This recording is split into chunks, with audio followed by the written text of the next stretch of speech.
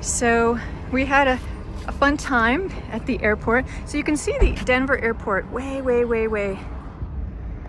It's that funny airport that looks a little bit like a meringue cake. And they have this ginormous rental car area that's like every single rental car. And let's just say, I mean, it's a little crazy. It's not the super most organized, but it's okay.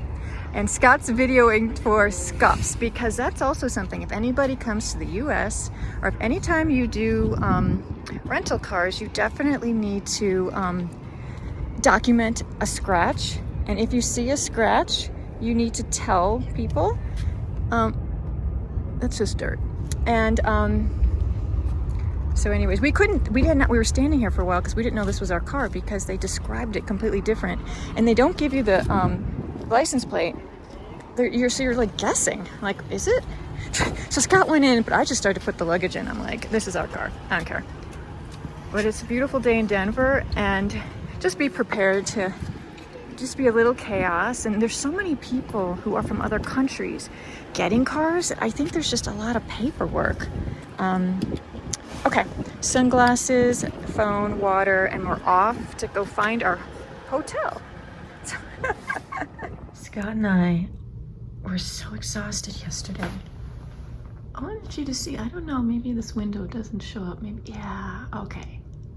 So we're at the Hyatt and Cherry Creek. So I think that's just a neighborhood of Denver.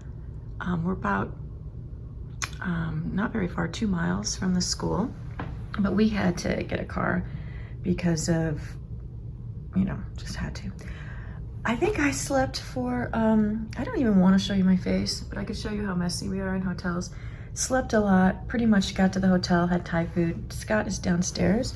He came and brought me some coffee already.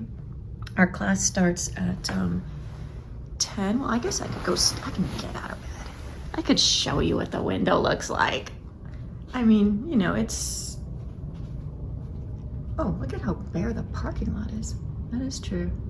But Cherry Creek section of Denver, the cool thing is when you fly in, you do get beautiful views of the mountains.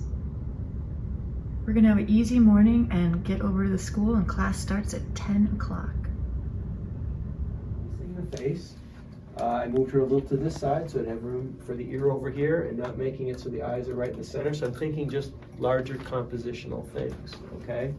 And then I'm blocking in basically the light pattern and then a little bit of the shadow pattern. Sorry. Whoa. Now I'm starting on the medium shapes as well. First day demo. I'm putting in the nose and I measure straight up how your corner is, and I'm going to try to get these big masses of where the lips are going to be and where this is.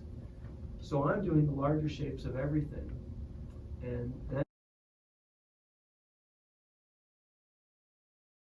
So I've been talking a lot, and obviously my painting is slow. So where do you live? We live in North Carolina. Oh, no wonder. It was a trip for you. Yeah, no, it's a major trip for sure. We're so glad you're Oh, thank you. So I have a pink head, and I'm just using permanent matter and white on a viridian toned here. canvas. You and Scott start painting very simple. yeah, I think we're going to be able to have a lot. So now we're going to lunch, and everyone's setting up. Oopsie! Oopsie! This is the second room. Yeah, you know, Scott and I love sitting on those benches when we paint.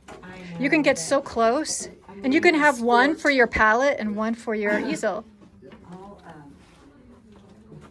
The fresh eye. It's cool because, yeah, her face is very cool. Yeah, it was fun with this blue light. So cool. Oh, thanks. Yeah. It's almost like, I see Scott changed it definitely looks a little bit purple from the spotlight, but he Yeah. definitely changed the background to be more of a blue purple and not a red purple. So that's something that you can do, is that you don't have to go by the colors that are up there. You don't even have to go by the values that are up there. I'm not really that worried about colors. Yeah, he isn't at all. It's just the value. Here's Sue and Ollie and our group, and we're doing Trying to figure out the phone. How to we're make gonna it do a selfie. a live talk with other wonderful artists in Iraq. Yes. So this is going to be pretty exciting. Oh He's my a gosh. professor. He's a professor in University of Kufa. Oh, so I'll get you. You're a Yes. professor at the University Of Kufa. of Kufa. Oh, Yes. that's exciting. Wow, very Yeah. cool. Yeah. I don't know if he can see me here or not, but I'm trying to do يعني that. فوق اكو علامة كاميرا Yes. بس تنقر عليها حول الكاميرا أمامية. So ماذا تطلع عدل؟ this is Ali, a famous artist from Iraq who is running this school that Sue is teaching at here in Denver. So pretty fun. Oh. Yeah. All right. I think got it. بس تسوي. Got it. We have to like tilt it down. Yes. I will make it a little bit down. Oh, here we are. We'll do our talk now. Our second day. Yes, I'm doing a profile, going very slow, probably too slow. And here's Scott doing a very bright. We have that green background, but he kind of pushed it. Oh my God, that looks really freaky. But that's the fun thing about painting a man is that you really can go. You just, it's like you don't have to worry at all about making them pretty or handsome even. Right? Yeah. You don't have to have the softness. With I mean, that's pretty crazy. So he's having a lot of fun with his like rubber tool. That is, he looks like pixelated, like in a computer. Yeah, Yeah. I see that totally. So fun that Daniel Sprick is coming to draw with us. So that's Daniel's drawing. He has to listen to me babble about idiocracy, but he's a good sport. It comes later. So your I love technique this Daniel's wearing my is hat. so low. Oh, color. Yeah, color also. I made him wear it. Thing. Color and then yeah.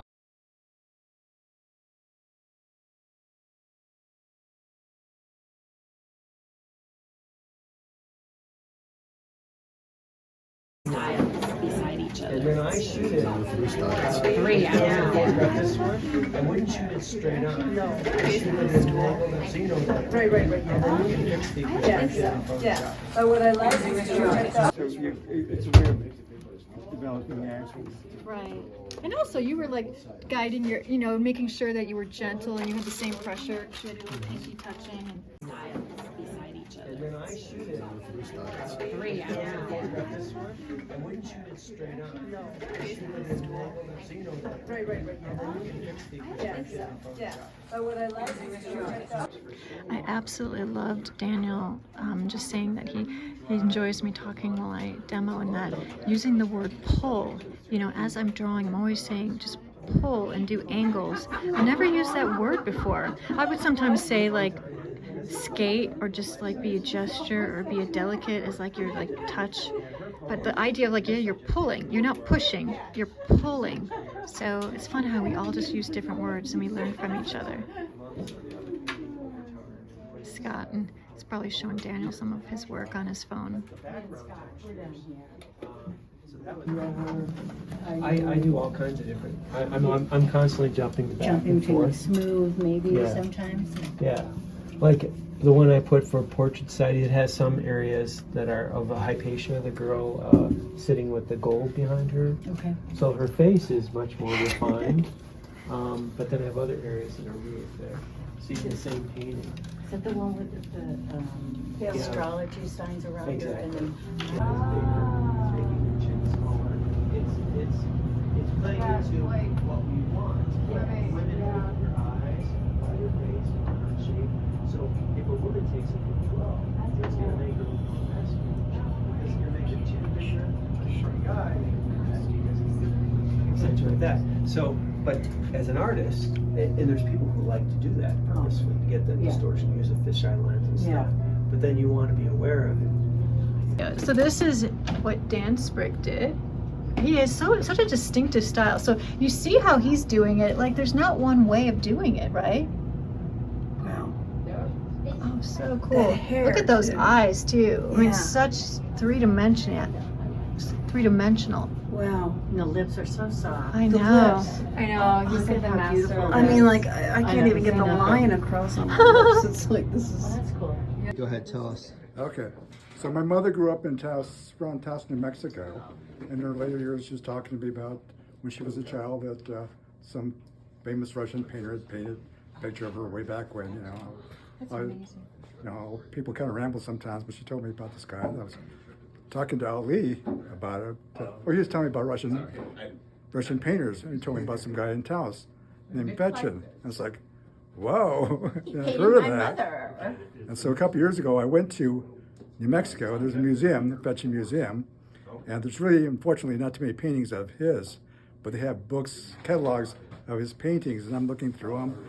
After about the third book, I go, oh, there's my mother, because I've seen pictures. Recognize her right Yeah, away. 'cause I've seen pictures of her when she was younger. So it looks like her. Oh, absolutely, and there's no question. That's amazing. How old was she Gorgeous. when she posed for this? I believe she was around 13 or 14 Wow. at the time. She is So- gorgeous. Oh my goodness. how neat. I recognize And where was her family? Did her family grow up in Taos, or had they moved there? They grew up outside of Taos, a small town about 8 miles from Taos. It's called Arroyo Seco, and they've been there for hundreds of years. It's right outside the Indian reservation there. So was her family part of that Indian reservation in the No, past, or that no, tribe? actually not. Arroyo Seco, which means dry creek. Mm-hmm. So it was a small town, and so the creek ran behind the property, and then there was the barbed wire fence, and the reservation was on the other side. So it was all part of the Taos Indian Pueblo. So when I was a kid, we'd go there on Saturdays and go see the powwow sometimes and stuff. And what was your family and her family's background? How did they come to that area? Had they been there for a long time, hundreds We of really years? don't or- know, actually. We've kind of looked at the genealogy. You can't really find a whole lot, but I know they've been there for Right, centuries. But, yeah. that whole- Well, thank you for sharing this. Now, what's your name? I'm John Sandoval.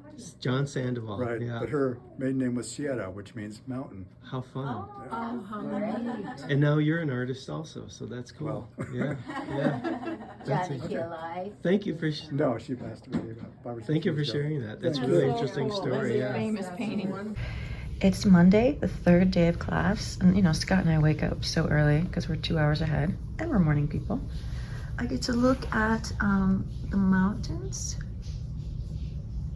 and Scott's taking a shower, and I'm having coffee, and I'm watching Yentl. Now, this is an amazing movie. If anyone's never seen it, I had to turn the sound off, or YouTube would flag me. But oh my God, what a good soundtrack! I love it. I mean, what a great thing. Okay, honestly, waking up and watching a movie in bed, especially a good movie. This is, oh, and geez, remember the scene where all the love interest Amy Irving is doing is dropping food on the table. And yeah, that's kind of a funny scene.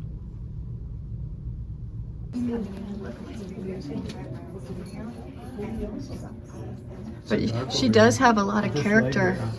That is a lot of fun. Yeah, she's great. Oh my gosh. And your shadows aren't even going that dark, so that's a good lesson. The fact that the, you know, the background. No, but I like that. I think it looks, I don't think you need to go very dark. And I'm just doing a little pumpkin. I love it right now. I mean, She looks really beautiful up there. And then also therapy for kids. so I taught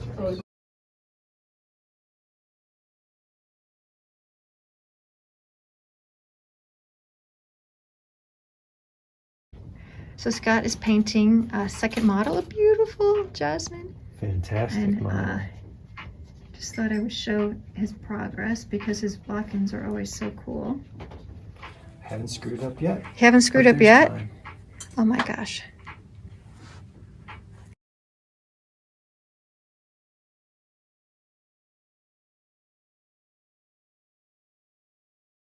Are you taking a picture of me? I'm taking a video of you. Oh, good. I'm so excited. Can you tell? So we just had breakfast. We had breakfast at a place called Café de France. It's not too far from our hotel or the school, Real Academy of Art in Denver. It's a cute little place. And we're waiting till 9 o'clock to go to Michael's because who didn't bring enough canvases? It's a mystery. Scott didn't bring enough canvases, so luckily, I think the Universal Gods, there's a Michael's right across and it's gonna open in a few minutes. So this is this our fourth day of class? Yeah, our fourth day of class. Awesome.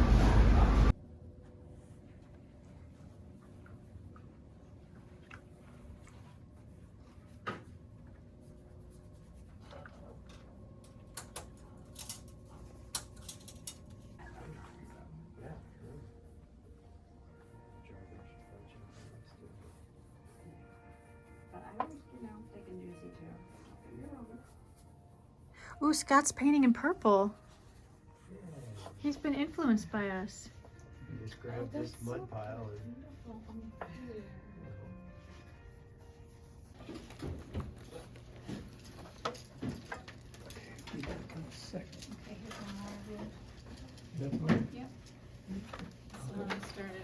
Oh, look at everybody's so good.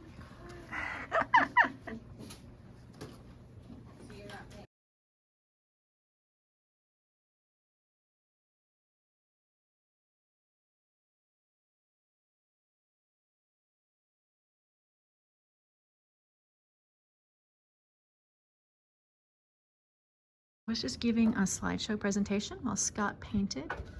It's our beautiful model, Julie. Yeah, I love it.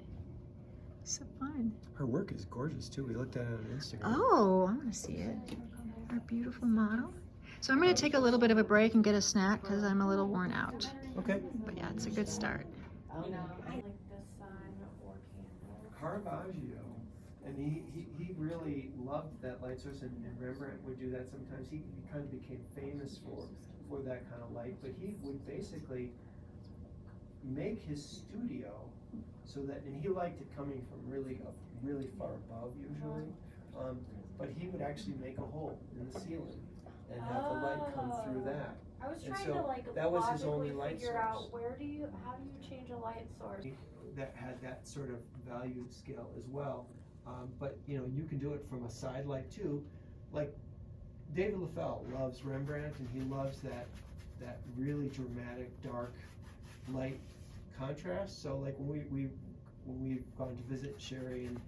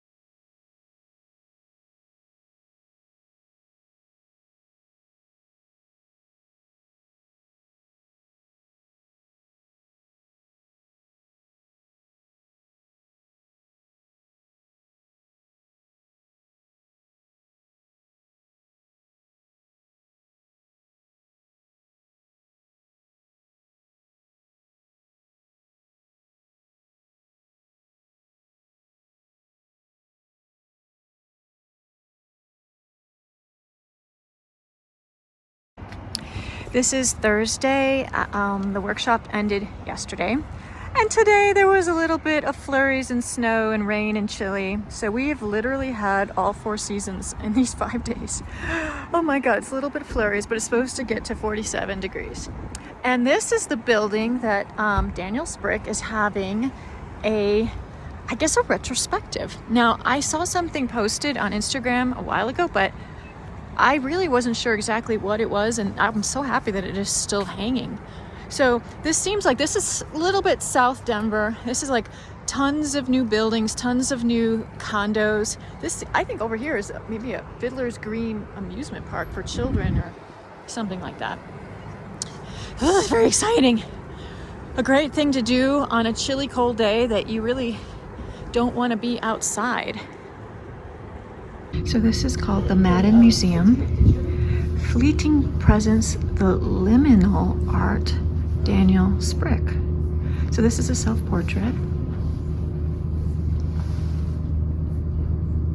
I mean, he is like a complete mixture of hyper-realism and yet, you know, artsy or fine art. I don't know, what's a good word? Meaning like you still have looseness, you still see brushwork. He's very well known for these kind of simple, I wouldn't say white because there's always a tone, meaning there's even probably it doesn't show in the video, but there's a gradation of more yellowy orange up here And as it comes down, then there's a tiniest bit of green down here, so it's not flat. I mean, it's not the canvas, right? So he's kind of known for that. Kind of known for those very, holy moly. Look at what a beautiful place this is. So, oh my God. Oh my God. Oh, okay, I'm gonna stop doing that. So we probably have his still lifes in one section, maybe figurative and landscape in other sections. So this one was done in 2011. It's called Two Bird Skeletons. He really has, so what this is, it's hard to tell that this is an actual mirror, right? So the mirror is reflecting the window. So you have the actual skeleton right here. That's a reflection. And then you're getting the light bouncing from a mirror a window that's over here. He really does do limited palette, a lot of really muted browns. The strong color in here, I would say, is, there's a tad bit of red down here, but there's a little bit of blue, but it really, I would say, is monotone or tonalism or something like that. Orange and shadow branches. So this is a strong ultramarine blue and that orange and the reflections of the tree branches that go over the table but then onto the floor and then over the floor and onto that wall. Very unique. I mean, it's almost like he doesn't even have to, oh my God, there's so many I have not seen before. So this is 2016. I mean, that's a skeleton, but he kind of looks happy. But look at the violet. So I don't know if the video is going to show you how violet. This is like a really beautiful warm violet. And then like, so this is what I would call, I mean, the yellow against purple, right?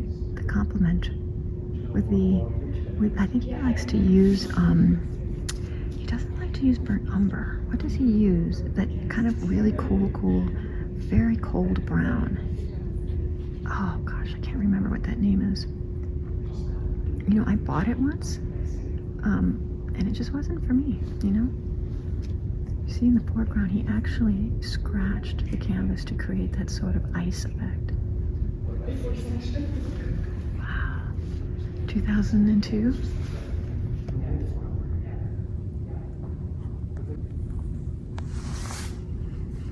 He likes to do a lot of interiors from his own houses and his own studios. And I mean, I love how it looks like, you know, down the center, it's like all of a sudden, it's like no man's land. It's like it's like, it just sort of goes off into space. The realism is crazy. Like, what is that? Is that fabric, that purple? It's a lot of, you know, hyper-realism, but then illusion. Oh my gosh. 2019. So I think that was 2002. That's 2019. You know, so he has that very strong aesthetic that stays through his work. Wow. That's goat skeleton.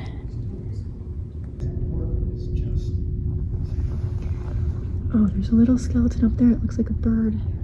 Yep, flower and bird. See how the bird head kind of disappears? You maybe can't see it in the video. Cool. I mean, yeah. I'm probably gonna just video all this for you guys and then, you know, go back and really look at things. Oh my God, I love how that painting in the background, everything is so soft. It's like out of focus. But he has really gotten this aesthetic. You see how this is like a mirror, or what it really looks like is it looks like it has a mirror, but then on top of the mirror, like he put some kind of cellophane. It's kind of getting out of focus a little bit because it's a little bit dark in this corner, but it looks like he literally clamped some kind of film or cellophane to create maybe a blue harmony, you know? I really am into this sort of yellow against raspberry. You can see he kind of stained, you know, the canvas underneath, and then some of it shows through. I mean, it definitely is thin. I mean, you can see a little bit of that yellow impasto. You can see some of the strokes are three-dimensional. But in general, it's very, very thin. But even in those skies, there's a little bit of texture. Holy cow. I mean, I don't even have words. I don't know what to say. He was gonna meet us here, and then I thought, oh, that'd be great to video him talking about it. But it's such a gloomy day and the weather isn't great that I do not blame him. And this is probably about maybe 35, 40 minutes from his house. And so I can imagine we're gonna go to his studio later tonight. Oh, that's his parents. So that's his dad on the right and his mom on the left. Those were done in 2010. Portrait of my father on his deathbed. Wow. 2018. It's definitely a beautiful space, and obviously I think we're like, there's a curator, or I mean a guy who's talking to somebody, but you know, more people should know about this. Oh, I don't know if you can see, like, it looks like he outlined a lily and then just didn't paint it. And these strokes, like the blue, the white on that blue.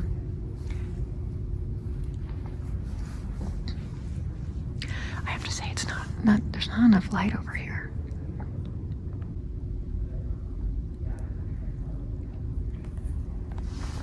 I love that red kind of copper canister right in the middle. So that's a really interesting thing, is that most of it's muted. Most of it is definitely like a brown, I would say a warm and cool monotone. And then he has these pops of either like a yellow in the sky or like a red accent. I'm not exactly sure what that is. The title is Vanity. So maybe it's things like on a, oh, I can see. It's nail clippers and it's eyeglasses. So this is inside his living room. We were just there a couple nights having dinner. He lives in a condo. So this is like his kitchen and then his living room, and looks kind of like down the hallway. So this is like another, so that's the hallway we just saw, and that's like the kitchen. It's neat to see his color schemes. Yeah. Very, very browns. Yeah, browns, blues. He works with a specific brown a lot. It's not burnt umber. It's like a cool, almost like a very cold brown. And I don't know. Oh, that's courtesy of Gerald Peters Gallery. So some of these, these are all. I think the ones with these barcodes are ones for sale. And you would click that to see the prices and stuff. Oh, but it says 2020. Oh, maybe I'm wrong. Maybe it just gives you more information about it. Very simple, very quiet. Yeah, these are maybe Gerald Peters. We'll do that. We'll click those and see what they say.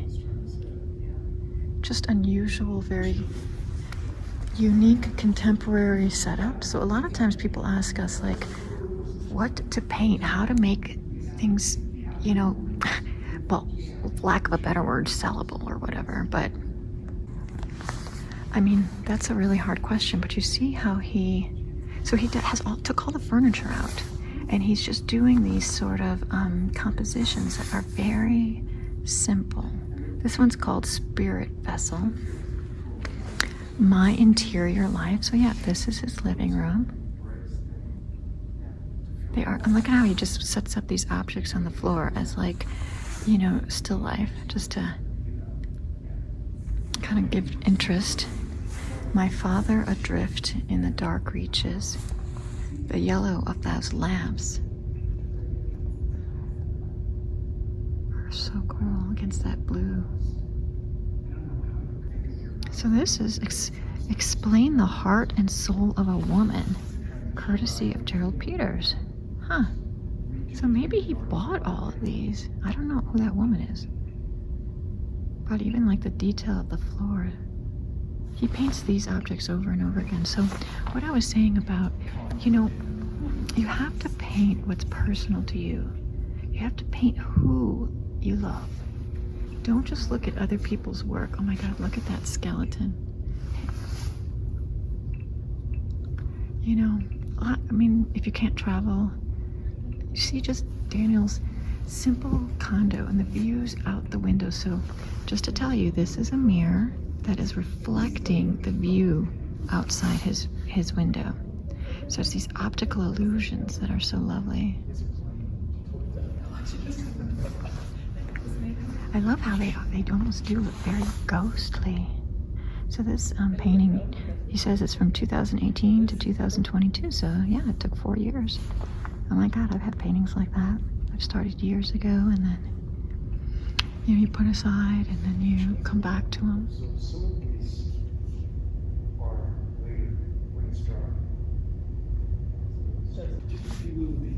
The skin is actually quite cool compared to that wonderful yellow background. And so that's how you can do it, it's more about temperature. Oh, this is Jen, his girlfriend. She was just in my workshop, lovely lady. Oh, you can see her tattoos. How fun. Yeah, she's a good artist herself.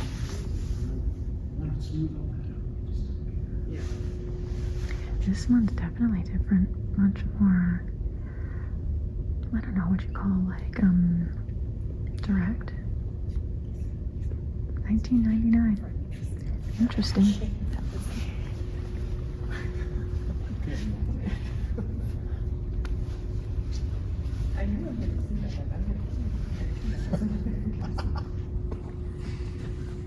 I love his surrealism. So like these look like clouds or stars, and then the floating of the roses.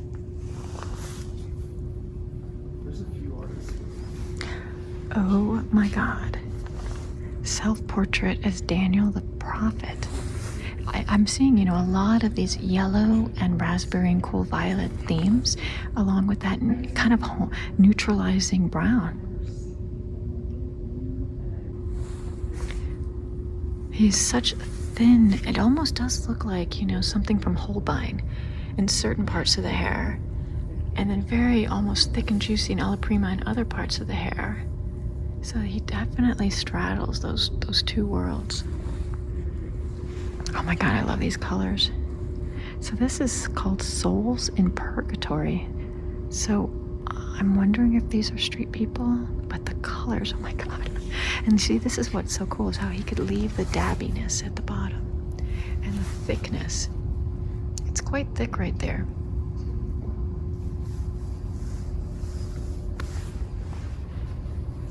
And I love how he does the reflections in the sunglasses. To me, the thing that I'm very, very impressed with him, and what I talk a lot about when I'm trying to do in my work, is the idea of sticking to a very limited color harmony. He has a distinctive look. He knows what he wants to say. There's a mood, and he doesn't feel like he has to have every color, and it has a timelessness to it. So you do have like the warms, but my point is that you can paint a garden, you can paint, trees and stuff, but you don't have to, I guess, follow what everybody else is doing. It is really, really fascinating, the ghosts that he puts in. And how he does put like such like really thick stuff. Oh my God, it looks almost just like a watercolor, so magical and children's book-like in a way. The detail he gets in that wood is crazy. I mean, that's what's so fun. It's like it's nothing that I would do, but yet it really does stimulate, certain ideas within yourself. Like, what does it bring up? Oh, it's hard. Didn't even notice it. There's like a skeleton right here. Anyways, free museum. I don't know if when this will come out and how long this is hanging, but if you get a chance, you need to come. Definitely a lot of backlit, a lot of side direction, a lot of foregrounds in the shadow.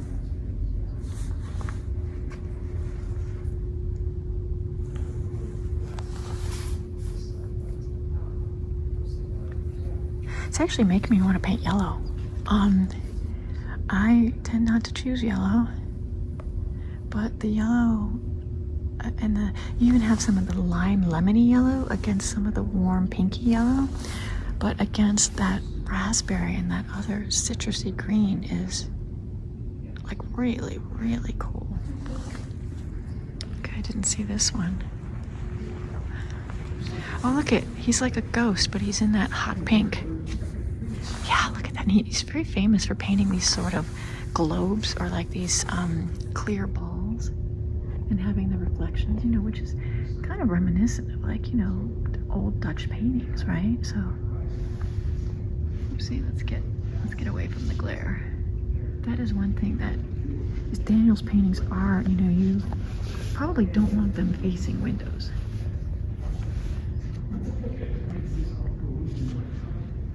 But unfortunately, this one is having a little bit of window issue.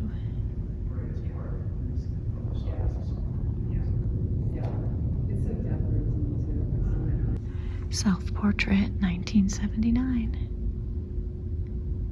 I always thought he would have much longer hair. I think he told me in the 70s that he used to wear like bell bottoms and, you know, have long hair, but maybe he was, you know, cleaning up his act, I guess. 2013. You can see some of the canvas showing through.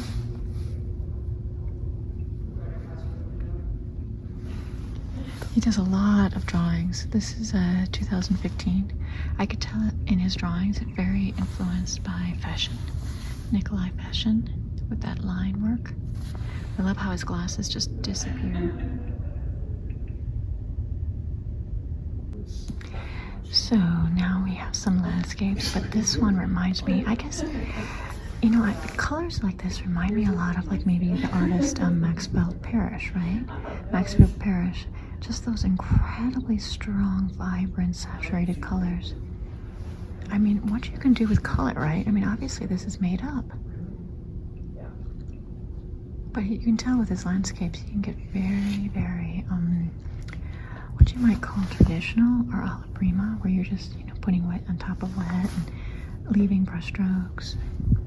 So you have the big, solid graphicness and then the soft, you know, and then the impressionistic, you know, broken up.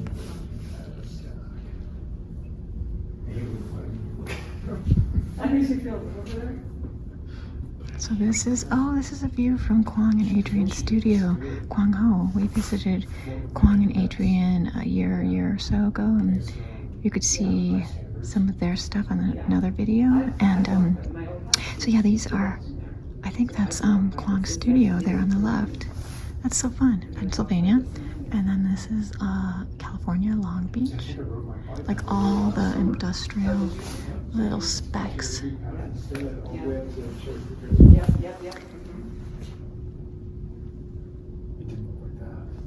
I mean, everything is so muted except for just that little bit of warmth right here. But even within the snow, nothing is white. It all has a color. Every little bit, it's color. It's not just white. So I bet you this is a view from his studio at Hazel Court. 2015 is when he moved into his studio. So anything can be painted and everything can be interesting. I was just noticing this frame and how intense it was. So a lot of these frames are by Chris Berg, and we've ordered frames from him before. He lives north of Denver and does a lot of frames for Daniel Sprick and Kwang Ho. But look at the intensity, just the vibrancy, the acidity, yellow. And so why does this work? It works because the darks are all holding together, which creates this electric light. So this is what I would consider like an alla prima sketch. He says this is from Yellowstone. It's beautiful turquoises and viridians. And this is just a gas station. So it really shows you the, you know, that you can paint anything. I love the foreground and how like the cars or things are just so in motion that there's just like a little, that's what a center of focus is. So his bullseye is like right there. So obviously the foreground will be blurry. This does remind me of a Richard Schmid, Glenwood Springs 2015. Maybe it's just the actual subject. But also I think, you know, the overcast colors in a way. Well, you can tell it's more low light. So there is light, but maybe it's more like twilight. But all of this is so simple behind. Just muted colors. Everything is blurry. No detail, only the tree in the foreground. What an amazing show. What a gift that we got to see this. All of a sudden, I remembered, I think the brown that he uses is called Van Dyke brown. And if anyone, you know, plays with it, you'll see that it's very cold. I mean, it's a neutral, I think, but I think that's what is allowing him to like have this kind of uniformed dark that then he can play off with these pinks and purples and yellows and in the backgrounds. And just having like that touch, you know, just a touch of that pop of color. I've been going around and trying to see, well, which one would I buy, you know? Don't you ever do that? You go, which one would I take home? And I still haven't decided. I'm gonna go around one more time.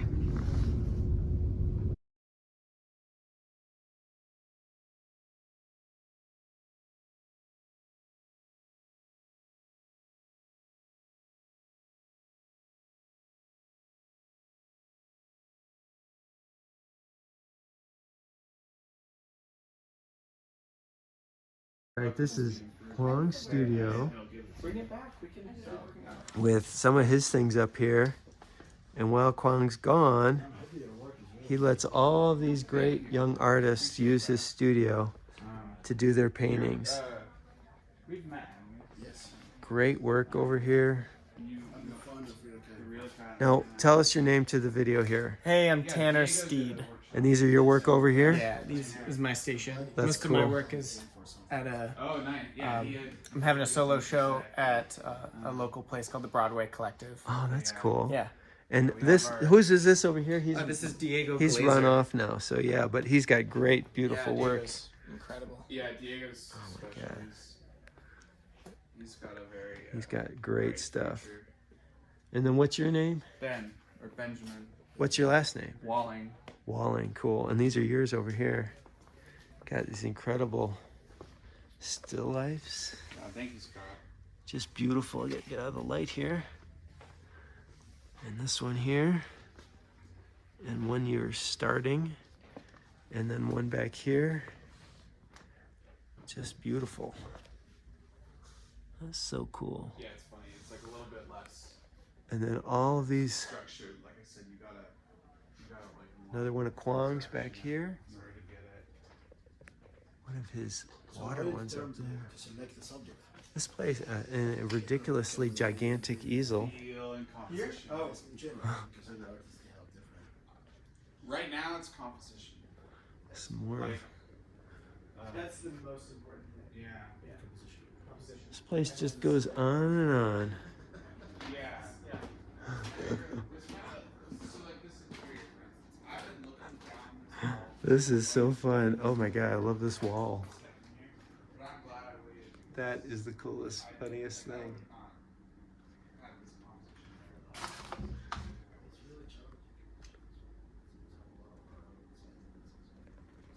Alrighty. Pretty cool.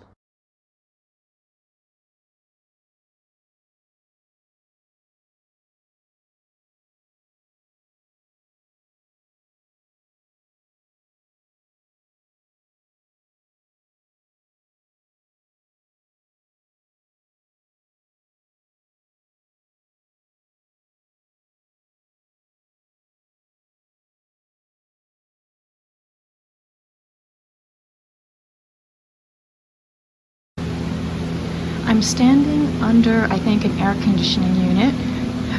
I don't know when this painting would have been. I'm gonna guess the 70s, but you know what? It could even be earlier.